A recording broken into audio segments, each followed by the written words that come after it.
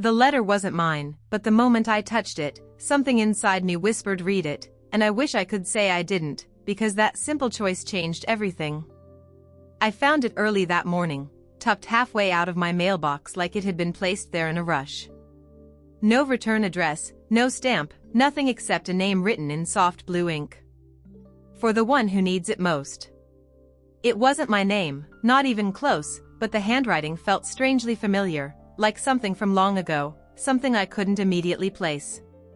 The street was quiet, the air cold, and still I stood there, holding it like it was something fragile. Maybe I should have turned it in, maybe I should have ignored it, but loneliness has a way of making strange things feel meant for you, and that morning, I felt more alone than I wanted to admit. I took it inside, placed it on the kitchen table, and stared at it while the kettle boiled. Every part of me hesitated. It felt wrong, but also right, like the letter was waiting for me, specifically me, even if the outside dared to say otherwise. Finally, with a breath that trembled more than it should have, I slid my thumb under the flap. The paper inside was old, yellow at the edges, like it had been written years ago and carried around far too long. And the first line, it didn't just surprise me, it froze me. I know you've been hurting, even if you pretend you're not. My heart paused. Those words felt aimed straight at the version of me I kept hidden from the world, the part that missed people who were gone, the part that still replayed old regrets in the quiet hours. As I read on, something in my chest tightened. The writer seemed to know things, real things, things I'd never shared with anyone. How could that be? Who wrote this? And why did it feel like it had been meant for me all along? I didn't know it yet, but opening that letter was the beginning of a trail that would lead me back into memories I'd locked away for years, and toward a truth I wasn't ready to face. I read the first paragraph again, slower this time, letting each word settle into the quiet of my kitchen. The handwriting was soft, almost shaky, like the writer had been unsure whether they should write the letter at all. And the next line, it hit even harder. Forgiveness doesn't come easily. I know you think you don't deserve it, but you do. Forgiveness. I almost laughed, though nothing about the moment felt funny. Forgiveness was something I'd never been good at, giving it, receiving it, even understanding it. And yet somehow, this letter spoke like it knew exactly where I was most fragile. I ran my thumb over the paper, feeling the grooves where the pen had pressed deeper, like certain sentences mattered more to the writer. I couldn't stop thinking about who it could be from. A neighbor? A stranger? Someone who lived here before me? But there was something else, something I hadn't noticed in my first rush of shock. A faint scent. Old perfume, light and floral, familiar in a way that made my chest tighten. I'd smelled it before, but years ago, maybe decades. I held the letter closer, my breath catching. Could it be? No. That was impossible. Still, memories rose like they'd only been sleeping. A woman sitting at a wooden desk, her shoulders hunched as she wrote long, careful letters. A soft perfume drifting through the hallway whenever she passed.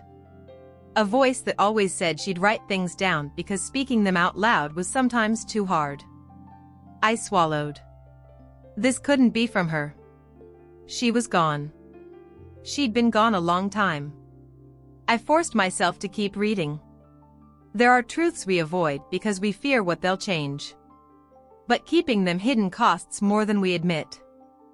A chill crept up my arms.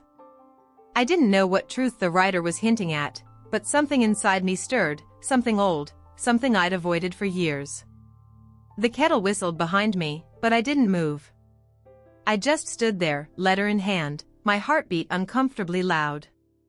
It felt like the walls around me were listening. Then, near the bottom of the page, a line appeared that made my throat close. When the time is right, you'll understand why this found you. Found me, I whispered.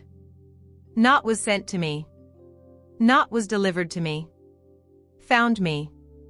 It was that moment I realized this letter wasn't placed in my mailbox by accident. Something, or someone, wanted me to read it. I sat down at the kitchen table, the letter trembling slightly in my hands. There was more written on the back, smaller, almost rushed, as if the writer had run out of space but refused to leave anything unsaid. I turned it over slowly, my breath held tight in my chest. The first line on the back read, "You won't want to hear this, but the past isn't finished with you yet." My fingers curled around the edge of the paper. I didn't know whether to be scared, angry, or grateful. Because deep down, I knew the writer was right. I'd built a life on closed doors and buried memories, pretending that silence meant healing. But silence just teaches you to hide better. I pushed the letter back on the table and rubbed my eyes. This was ridiculous. Maybe the letter wasn't magic or mysterious. Maybe someone had simply made a mistake. Maybe it was meant for someone else entirely. But then I looked at the envelope again. For the one who needs it most. Not a mistake. Not a name. More like a message, a selection. I picked the letter up again, reading the next lines slowly, almost afraid of what they'd say. "You stopped writing back. I don't blame you. Sometimes disappearing feels easier than admitting you're hurting." A pulse of shock ran through me. Writing back? To who? I hadn't written to anyone in years. But the letter continued before I could make sense of anything. "If you're reading this, it means the moment has come. Don't run from it this time. This time." Those two words sank into me like stones. I leaned back in the chair, my heartbeat tapping against my ribs. There was too much familiarity in the phrasing, too much weight behind each sentence. The perfume scent still hovered in the air, faint but unmistakable. I whispered the thought I didn't want to believe. No, it can't be her. But memory doesn't lie, not when it's sharp, not when it cuts. And as the scent settled deeper into the room, an image formed so clearly in my mind I couldn't ignore it, her handwriting, her careful loops, the way she dotted her eyes with the faintest, almost hesitant touch. My chest tightened painfully. "What are you trying to tell me?" I murmured. The letter didn't answer, but its presence filled the room like a voice. And in that moment, I realized something chilling. This wasn't just a letter. It was the beginning of a conversation I thought I'd never have again. I stayed at the kitchen table longer than I meant to, staring at the letter as if it might suddenly explain itself. The morning light shifted across the floor, warm and gentle, but nothing about what I felt inside matched it. My hands were cold, my breath uneven, and my thoughts kept circling the same impossible conclusion. Her. It felt like her. But she had been gone for years, long enough that the grief had settled into a quiet ache, something I carried with me without expecting it to ever soften. She wasn't someone who could simply reach out through a forgotten envelope. And yet, the handwriting, the perfume, the phrasing. Everything felt like a memory reaching forward. I picked up the letter again, forcing myself to keep reading, even though part of me wished I'd never opened it. The things we don't say become heavier than the things we do. You deserve to stop carrying what isn't yours. A lump rose in my throat.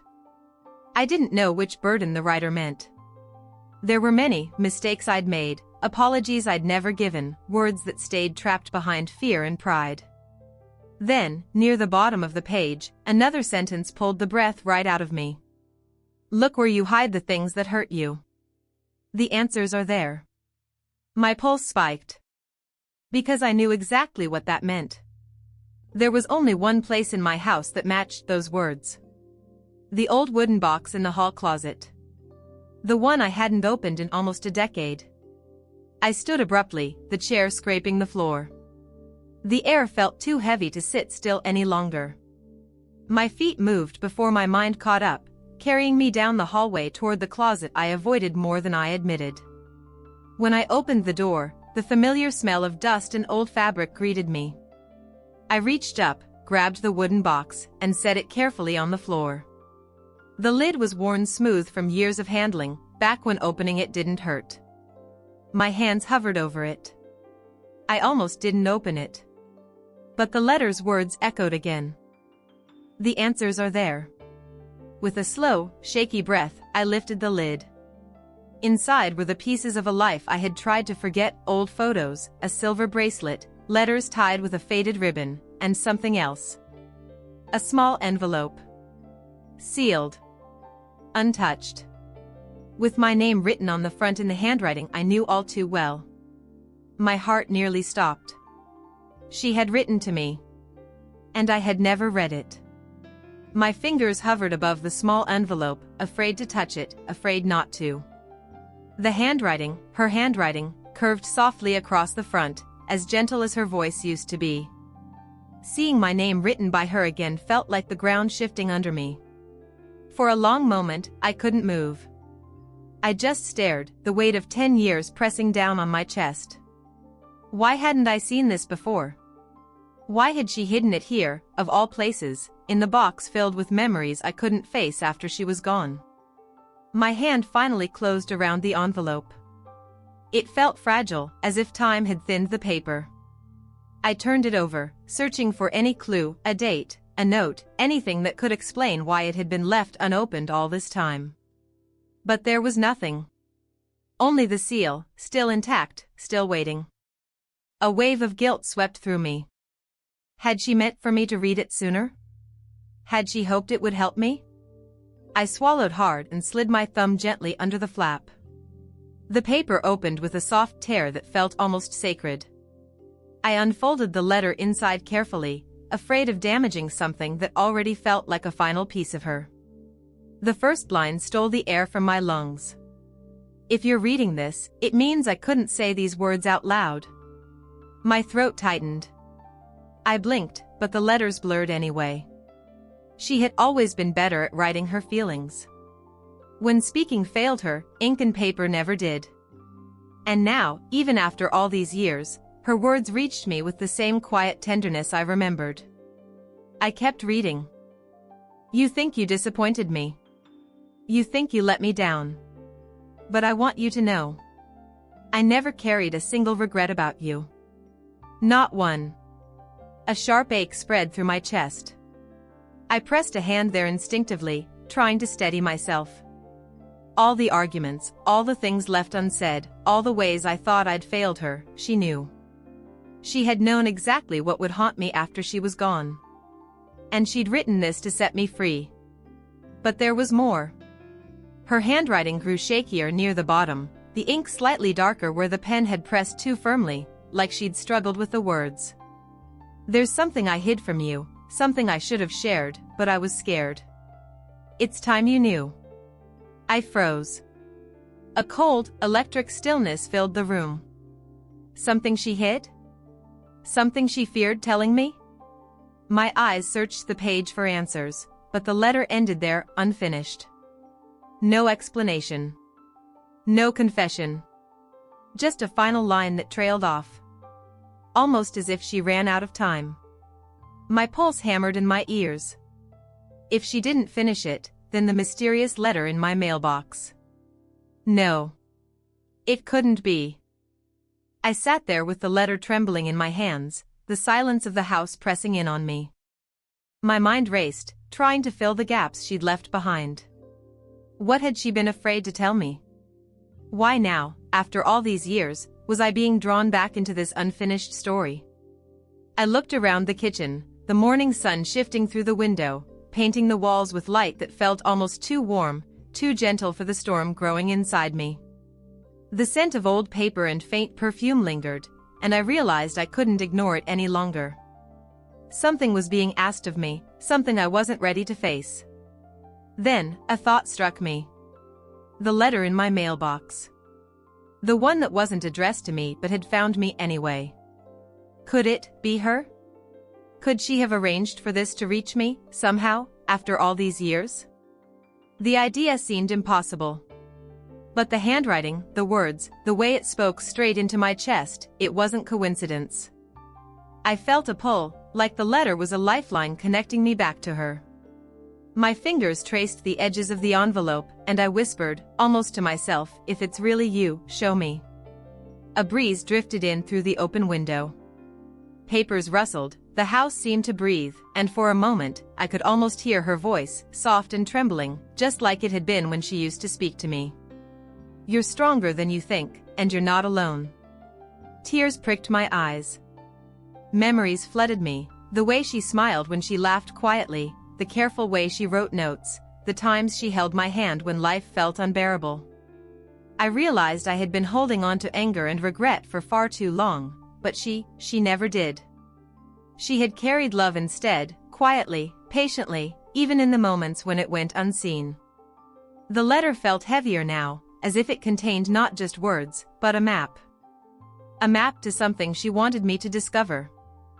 I rose from the chair, clutching the envelope, my heart thudding in my chest. I couldn't wait any longer. There was a place I had to go, a place she had always hinted at but never fully revealed. A part of the house I had avoided, one that held memories I'd buried deep. The wooden stairs creaked under my weight as I climbed toward the attic. Dust motes danced in the narrow shafts of light, and I paused, remembering all the times she had told me stories about this room. Stories that seemed innocent at the time, but now felt like clues.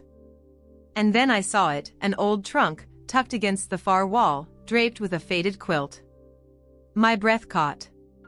She had left something for me here. The envelope shook in my hands. I knew this was no accident. The past wasn't finished with me. And neither was she.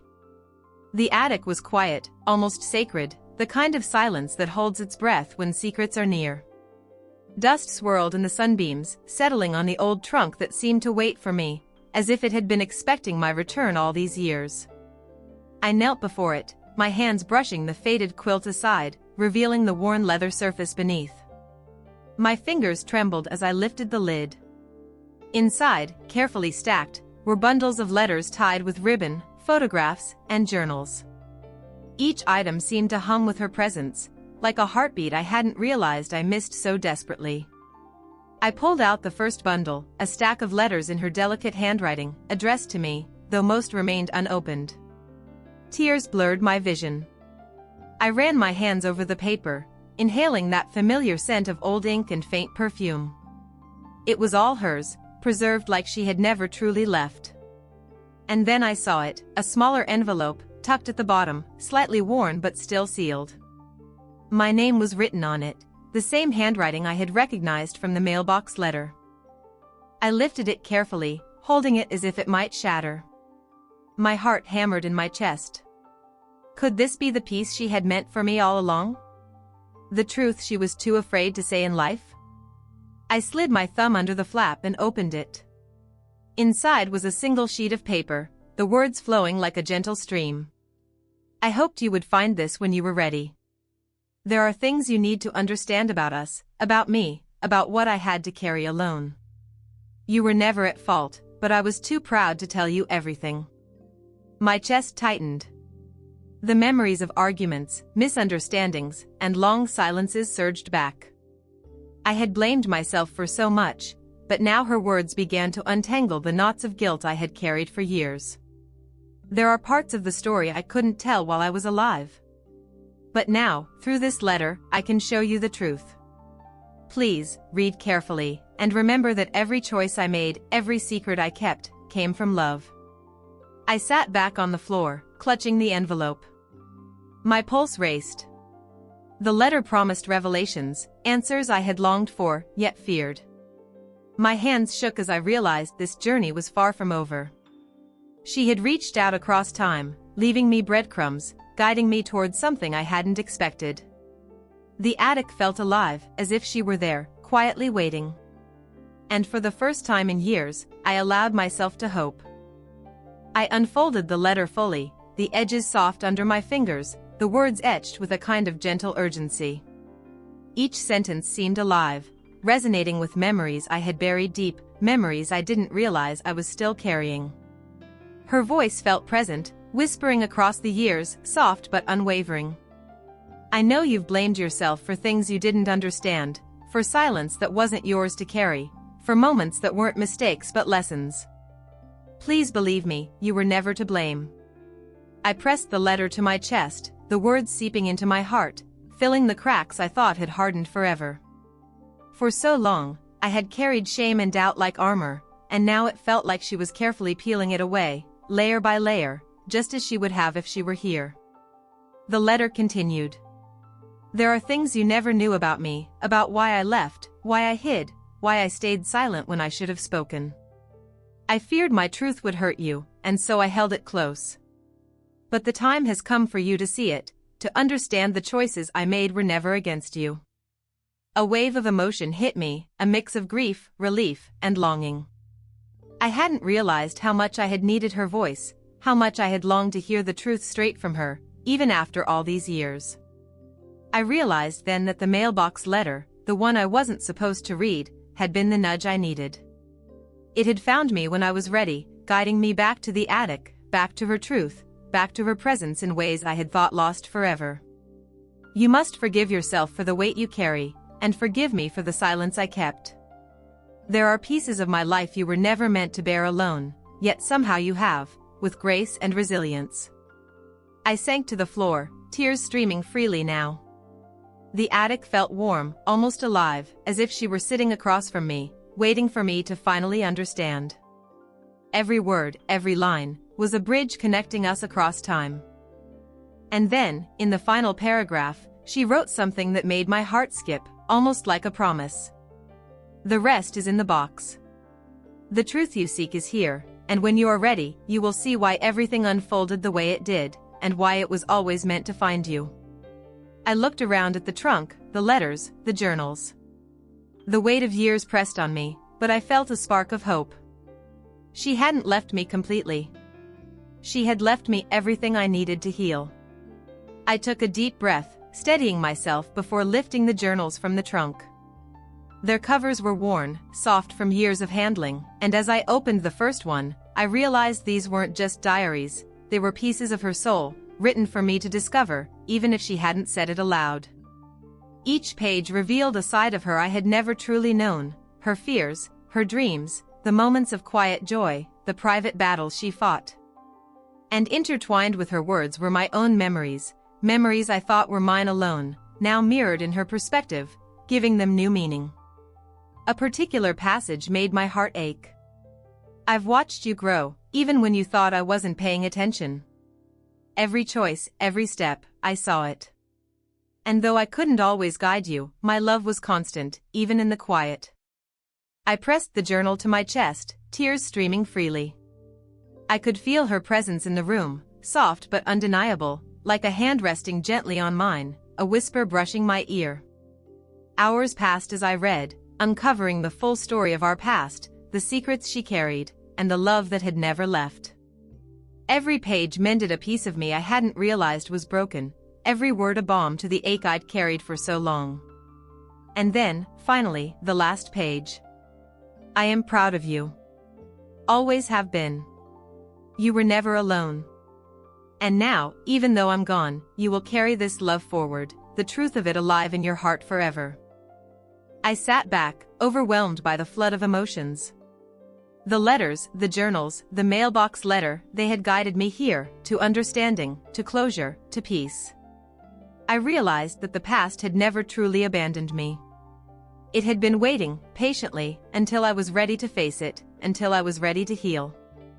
I folded the final letter carefully and placed it back in the box. For the first time in years, I felt light, unburdened, and connected to her in a way that death could never sever.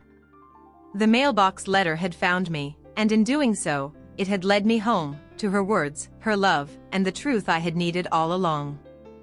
I closed the trunk gently and whispered, "Thank you, for everything." Peace settled over me, soft and enduring, as if the house itself exhaled with me.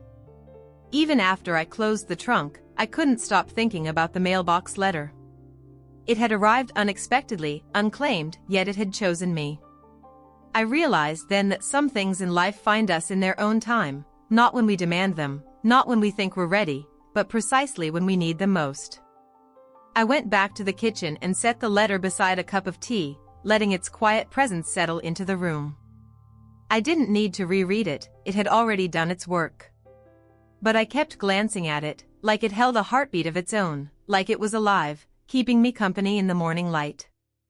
A memory surfaced, her laughter echoing down the hallway, soft and musical, the way it had filled the house even when it was quiet.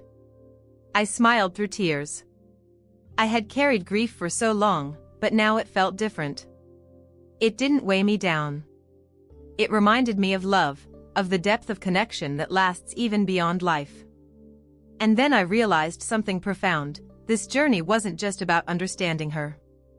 It was about understanding myself.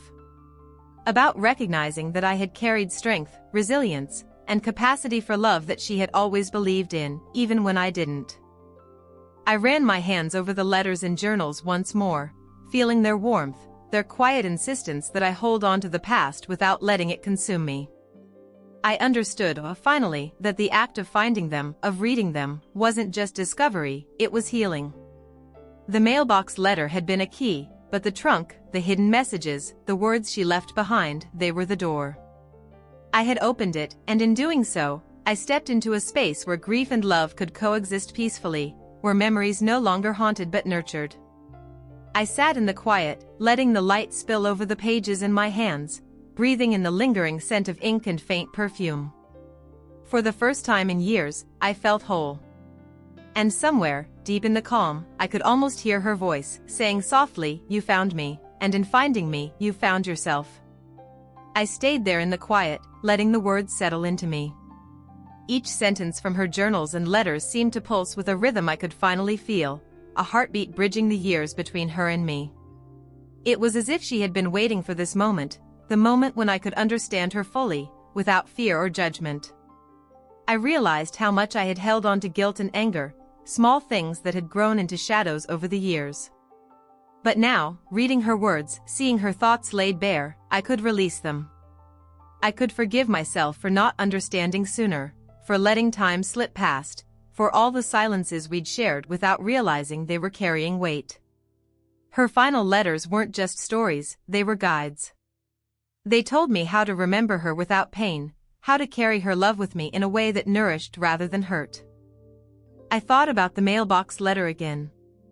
Somehow, impossibly, it had chosen the perfect moment to arrive.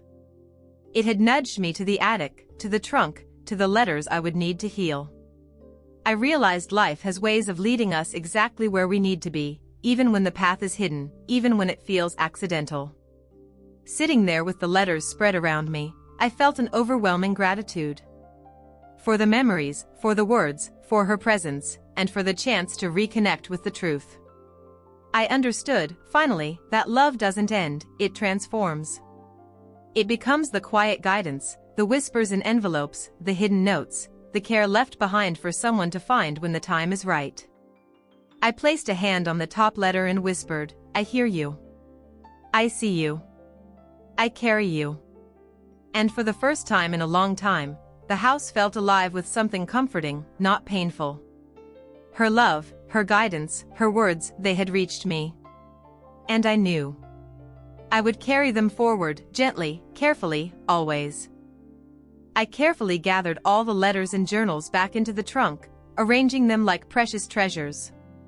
Every word, every line, every memory she had left behind felt sacred now. I realized that this wasn't just a journey through her life, but through mine, through the parts of myself I had hidden, neglected, or feared. Sitting back on the floor, I let my mind wander through the moments we'd shared, now painted with clarity I never had before. I remembered her voice, the quiet strength in it when I struggled, the small ways she encouraged me without ever pushing, the soft laugh she gave when she wanted to lighten heavy hearts.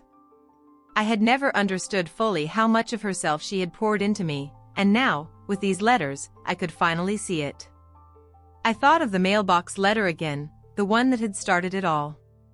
How strange and beautiful that something not even addressed to me could change everything. It was as if she had reached from beyond, knowing I needed this path, guiding me gently, carefully, without a single word spoken aloud. My chest ached, not from sadness, but from the overwhelming presence of her love. I realized that grief had been a shadow I carried because I never had the chance to hear her full story, to understand her choices. And now, with every letter, I could forgive the silence, embrace the truths, and carry her memory with clarity, not pain. I pressed my hands over the trunk and whispered softly, "I understand now. I finally understand." A warmth seemed to fill the room, subtle but undeniable, like the sunlight through the attic window stretching across the floor, brushing against the letters, and brushing against me. I knew, deep down, she had been here all along, in the notes, in the memories, in the air I breathed. For the first time, I felt complete. The past was no longer a burden, it was a gift, carefully wrapped in paper and ink, waiting for me to discover it. And I knew. I was ready to carry her love forward, untangled, free, and enduring. I closed the trunk gently, the letters and journals resting safely inside. A sense of calm settled over me that I hadn't felt in years, a quiet certainty that the past, with all its shadows and questions, had finally found its place. I sat back against the wall, letting the attic's light wash over me, warm and steady, like a gentle reminder that she had never truly left.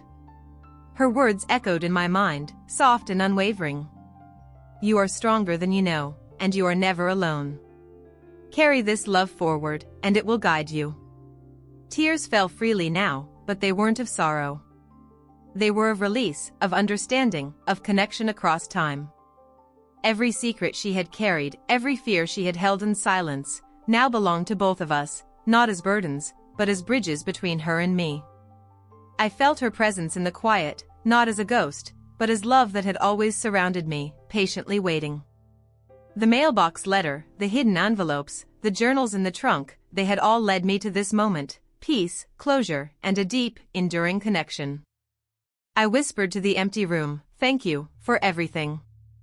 I will remember, I will carry you, and I will live fully with this love you've left behind.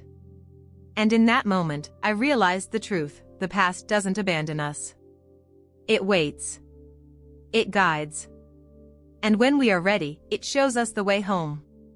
If this story touched your heart, please like and share it, and don't forget to subscribe for more stories that bring comfort, healing, and hope. Leave a comment below about a letter or memory that changed your life. You never know who might need to hear your story. Thank you for listening, and may love and peace always find you.